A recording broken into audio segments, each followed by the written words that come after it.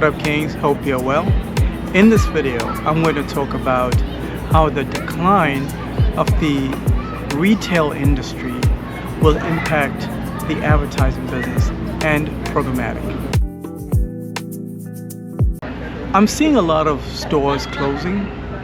There are a bunch of store closures out here. You see it in the news. It's one thing to hear about it in the news, especially when you're abroad and traveling. But when you're on the ground, it's very obvious what is going on, that retail is really struggling out here. But when I say struggling, it just means physical retail. But the things inside that retail store might not be struggling. The brands inside that retail store might not be struggling. It just depends. Companies like Macy's are struggling. I was just in New York City recently, and I went to the Macy's on 34th Street, the biggest Macy's in the world at some point. That Macy's on 34th Street in New York City used to be the biggest Macy's in the world, the biggest store in the world, I think. But now, it's a shell of its former glory. Nobody takes that place seriously anymore, unfortunately.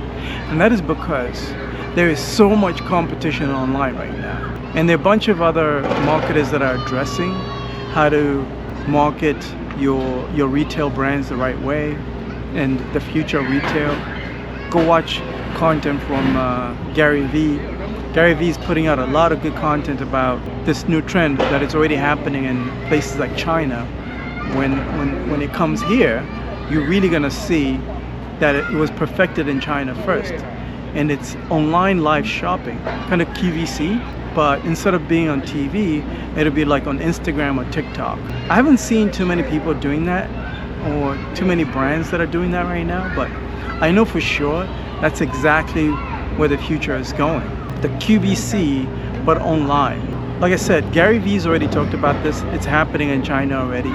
So as long as you, as a marketer, understand that that's where the future is going, then you're on the right path already. The impact on brands when physical retail stores start to collapse is that these brands that have been associated too heavily on these physical stores are going to get impacted. They're going to suffer unless they change the way they position themselves in this very crowded market now. There is so much competition in the retail space.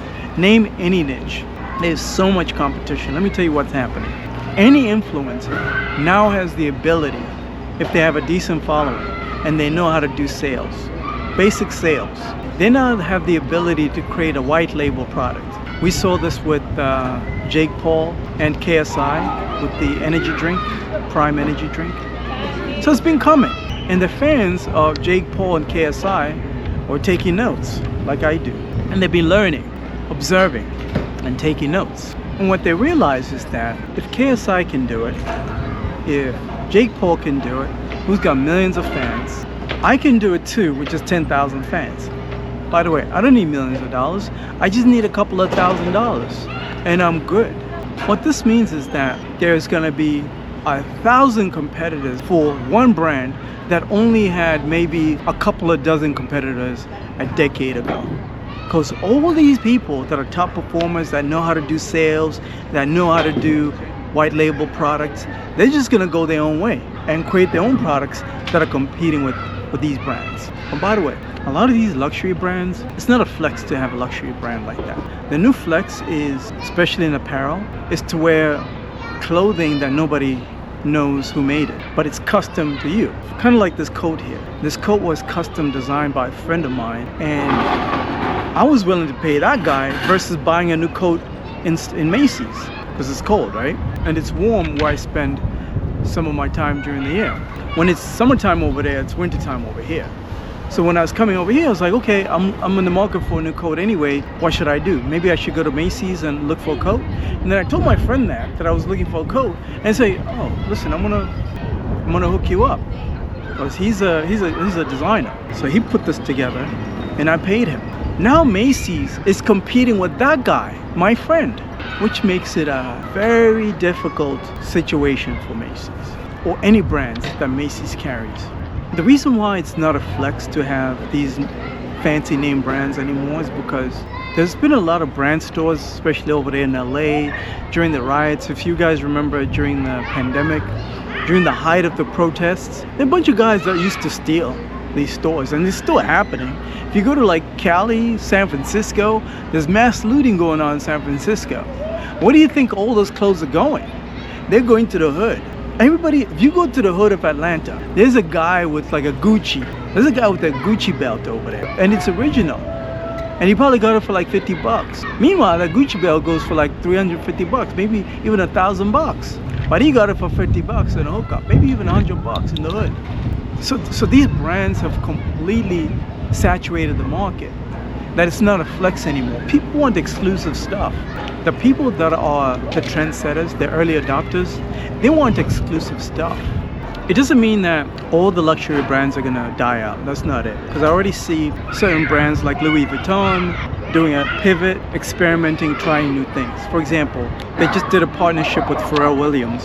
So Pharrell Williams used to own his own sneaker brand called Ice Cream, I think about 23 years ago, definitely over 20 years ago.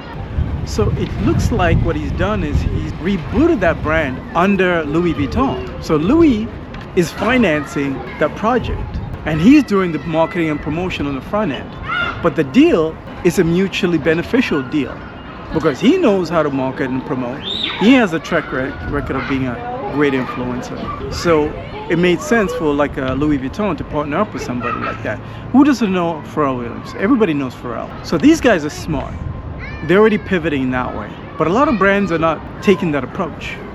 A lot of brands are just sleeping out here, continuously hitting the snooze button. They don't even know that the game has changed already. So the positive impact of all of this on the programmatic space is that every single brand is going to have to run programmatic campaigns to boost brand awareness, whether you like it or not, because there are a lot of brands that have completely dominated in things like search campaigns, Facebook ads, and they got comfortable in those two lanes. But now, imagine an independent brand. Now you're competing with them because all the attention is on these influencers that are pushing these private label brands that are of the same quality or better than a lot of these existing brands. So more and more brands are going to have to run programmatic campaigns and boost brand awareness. They can't avoid it. Brand awareness through programmatic was an option.